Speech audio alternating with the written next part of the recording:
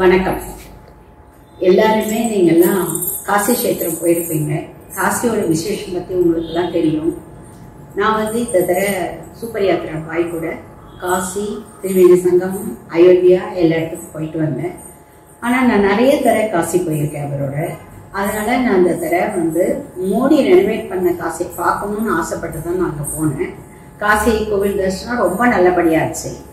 அதுக்கப்புறம் நான் சொன்னேன், எனக்கு எப்போதும் பார்த்த கோவில் வேண்டாம்ப்பா, வேற ஏதாவது புதுசாக கோவில் கழிச்சிட்டு போங்க அப்படின்னு சொன்னேன். அவர் சொன்னார், பக்கத்தில் 17 கிலோமீட்டரில் வியாசகாசி இருக்குமா, போகுமா அப்படின்னு கேட்டார். தாராளமாக போகலாம் பாயின்னு. உடனே ஒரு டாக்ஸி ஏற்பாடு பண்ணி, ஏன்னா எங்களுக்கு ஹிந்தி தெரியாததுனால பாய் எங்கள் கூடவே வந்தார். அவரையே அழைச்சிட்டு நாங்கள் போனோம்.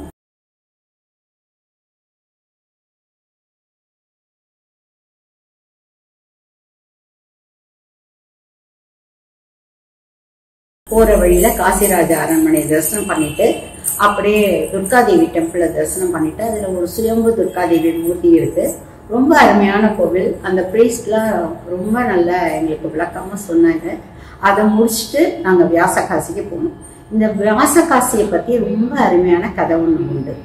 4 யுகத்துக்கு முற்பட்ட ஒரு இடம் உண்டுன்னா அது காசி தான். சிவபெருமான் வாசம் செய்யறது காசியில தான் அப்படிங்கிறது அசைக்க முடியாத நம்பிக்கை வியாசருக்கு.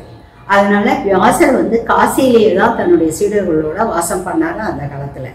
அப்ப என்ன பண்ணாரு, தினைக்கும் பிச்சை எடுத்து சாப்பிடுவாரு. அது மாதிரி இருக்கும்போது ஒரு தடவை சிவபெருமானுக்கு ஒரு ஆசை, எப்படியாவது இந்த வியாசரை செக் பண்ணி பார்க்கணும் அப்படின்னு நினைச்சிட்டு யாரையுமே பிச்சை போட விடாம பண்ணிடுறாரு. 1 நாள் ஆகுது, 2 நாள் ஆகுது, 3 நாள் ஆகுது, 10 நாளா ஒரு புடி அரிசி கூட இந்த சீடர்களுக்கு கிடைக்கல. எல்லாரும் பசி பட்டினியுமா இருக்காங்க. அப்ப வியாசர்கிட்ட சொல்றாங்க, இது மாதிரி யாருமே போட மாட்டேங்கிறாங்க, என்ன ஆச்சுன்னு தெரியல சுவாமி அப்படின்னு சொல்றாங்க. சரி, நீங்களாம் இன்னைக்கு போகாதீங்க, நானே இன்னைக்கு போறேன், என்ன பண்றாங்கன்னு பார்ப்போம் அப்படின்னு சொல்லிட்டு அவரே பிச்சை எடுக்க போறாரு. முதல் வீட்டுக்கு போறாரு. அந்த பெண்மணி வராங்க. வியாசரை பார்த்தோன்னா காலில் விழுந்து நமஸ்காரம் பண்றாங்க. அவரை சுத்தி வணங்குறாங்க. ஆனா பிச்சை போடுறதுக்கு மட்டும் மறுக்கிறாங்க. மறுத்தன்னா இவருக்கு ரொம்ப கோபம் வந்துடுது. காசியில பிறந்து என்ன புண்ணியம், காசியில பிறந்தாலே புண்ணியம், வாழ்ந்தாலே புண்ணியம், மறைந்தாலே புண்ணியம், ஆனா உனக்கு எந்த புண்ணியமும் கிடைக்காது. போ, ஒரு புடி அரிசி போட முன்னால முடியல, எனக்கு உனக்கு எந்த புண்ணியமும் கிடைக்காது அப்படின்னு சாபம் கொடுத்துறாரு. உடனே சிவபெருமான் நேரா வராரு.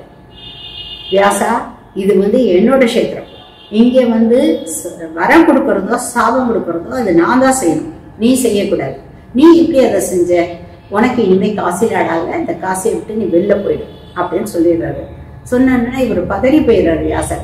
நான் தப்பு பண்ணிட்டேன், ஆனா உங்களையே நினைச்சு உங்களையே தவம் பண்ணி உங்களுக்காகவே இருந்துட்டு இருக்க அடியன் இப்படி சொல்லாதீங்க அப்படின்னு கேட்கிறாரு.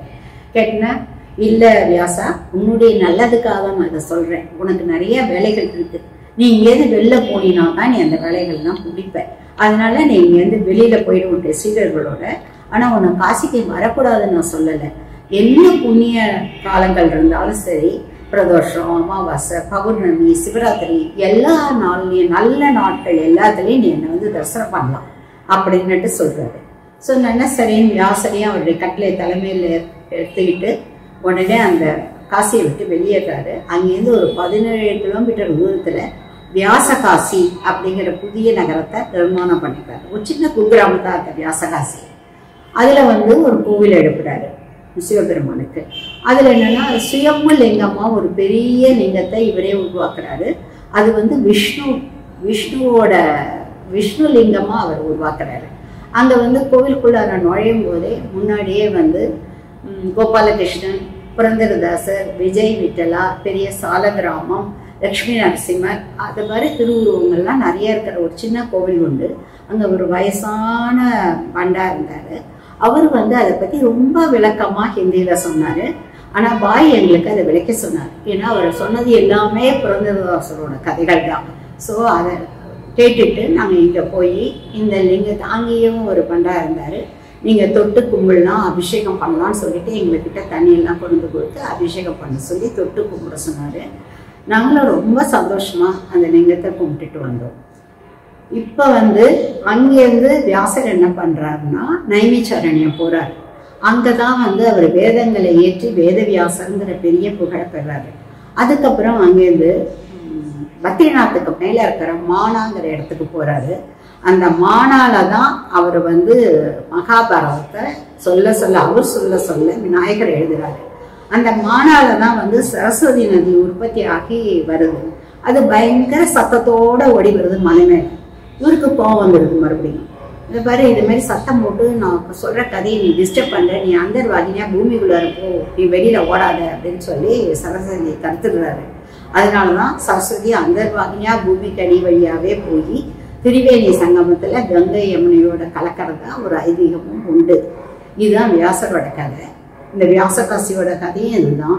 ஆனா இந்த வியாசர் வந்து அங்க வராருங்கிறத ஃபாரினர் வந்து முழுக்க நம்புறாரு. அவர் என்ன பண்றாரு, இதை வந்து நான் செக் பண்ணியே தீரணும் அப்படின்னு சொல்லிட்டு ஒரு தடவை வந்து ஒரு சிவராத்திரி போதோ என்னமோ தெரியல, அவர் வந்து கோவிலுக்கு வந்து குப்பலா ஒவ்வொரு கைப்பிடி அரிசிய ஒரு அடி தூரத்துக்கு ஒரு தடவை வாசப்படியிலேருந்து, காசி கோவில் வாசப்படியிலேருந்து விஸ்வநாதர் சன்னதி வரைக்கும் வச்சுட்டு போறாரு. வச்சுட்டு போகும்போது வரவங்கெல்லாம் எப்படி போறாங்கிறத நின்று கவனிச்சுக்கிட்டே இருக்காரு. வரவங்க சில பேர் மிதிச்சுட்டு போறாங்க, சில பேர் கவனிக்காம போறாங்க, சில பேர் தாண்டிட்டு போறாங்க. என்ன அரிசி தானே கிடக்குதுன்னுட்டு கேர் பண்ணிக்கவே இல்லை யாருமே. அப்போ ஒரு பெரியவர் வர்றாரு, நல்ல ஒளி பொருந்திய முகம், நல்ல வயசானவர். அவர் வந்து தன்னுடைய மேல் துண்டை விரிச்சு ஒரு அரிசி கூட கீழே இல்லாம அத்தனை அரிசியும் கலெக்ட் பண்ணிட்டே வர்றாரு.